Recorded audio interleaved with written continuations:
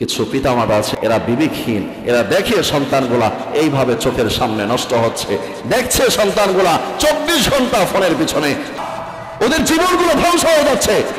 ওরা রাত্রে 12টা পর্যন্ত ঘরে কিভাবে যায়? আপনি বাবা কি নেই বলে গিয়েছেন? আপনি কেমন বাবা হয়েছেন? ওরা 24টা ঘন্টা এই ফোন টিপতেছে, আপনি বাবা কোথায় গিয়েছেন? রাত 12টা বাজে সন্তান ঘরে জায়গা পায় কিভাবে? নির্ভর এই বাবাদের জন্য খুব পরিণতি খারাপ হবে, মনে রাখবেন। আপনি লিখে রাখেন, লিখে রাখেন, লিখে রাখেন। আপনি আপনার সন্তানের মাধ্যমে কখন আপনি শান্তি উপলব্ধি করতে পারবেন না।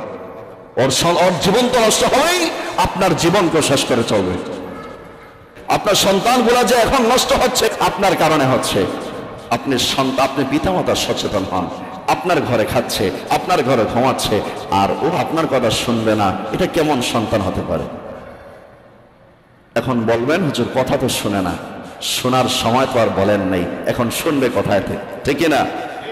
শোনার সময় যখন সন্তানকে যখন শুনবে, যখন সন্তানটা মানবে, ওই সময় তো আপনি বলেননি। এখন আপনি বললে তো বরং আপনি তার হাতে মায়ের খাওয়ারও সম্ভাবনা আছে, ঠিক না? এমন হচ্ছে,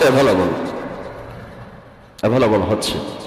অনেকে বলে সন্তান ঠিক হয়ে যাবে, এখন একটু সময় দিচ্ছে, ঠিক হয়ে যাবে। এই ঠিক হয়ে যাবে এই শব্দটা আপনার সন্তানকে গুমরাহিত্যের কাতারে, এই সন্তানকে ধ্বংসের কাতারে নিয়ে যাচ্ছে, ঠিক না?